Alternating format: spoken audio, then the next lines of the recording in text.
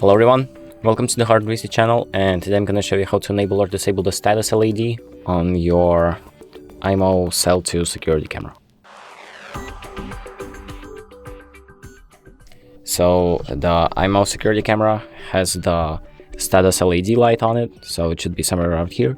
And if it's blinking for you and you don't want it to be on, what you're going to do is open up the IMOU Live app where you have the camera connected, and then you're going to find your camera.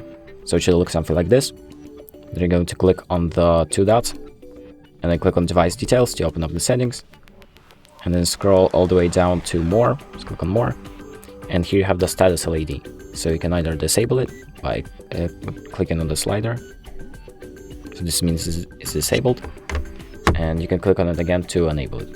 So as you can see, it's enabled now. And that's about it. Thank you for watching. I hope this video helped, and make sure to like and subscribe.